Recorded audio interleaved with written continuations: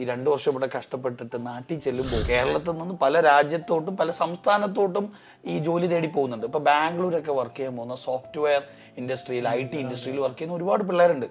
അതേ ആ കുട്ടികൾ നമ്മുടെ ഇവിടുത്തെ ഒരു സാധാരണ പ്രവാസി മേടിക്കുന്നേക്കാൾ 10 ഇരട്ടിയോ അല്ലെ 5 ഇരട്ടിയോ ഒക്കെ ശമ്പളം മേടിക്കുന്നുണ്ട്. തീർച്ചയായിട്ടും അവൻ മാസത്തിൽ 2 പ്രാവശ്യം നാട്ടില് വരുന്നുണ്ടാവും വെക്കേഷന്. അവന്റെ അടുത്ത് ആരും പിസ്ത ചോദിക്കൂല, ബദാം ചോദിക്കൂല, ബ്രൂട്ടിന്റെ സ്പ്രേ ഇല്ല എന്ന് പറഞ്ഞ അടി കൂടൂല. പക്ഷെ ഇത് പാവം പിടിച്ച ഈ പ്രവാസി 2 വർഷത്തിൽ ഒരിക്കൽ ഒരു 28 ദിവസത്തേക്ക് പോകാൻ നിന്നാല് ഈ അടിയൊക്കെ ഉണ്ടാവും.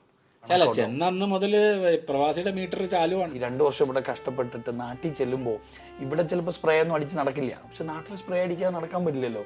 ഗൾഫിന്റെ ഒരു മണമൊക്കെ വേണം. തീർച്ചയായിട്ടും മണം മാത്രം പോരാ, ഗൾഫിന്റെ പല ഗുണങ്ങളും വേണം. വണ്ടി വേണം. അപ്പൊ അവന് വണ്ടി കാണില്ല, റെന്റിനെടുക്കും. റെന്റിനെടുത്താൽ വെറുതെ ഇരിക്കാൻ പറ്റില്ല, ടൂറിന് പോകണം. അപ്പൊ ടൂറിന് പോകും.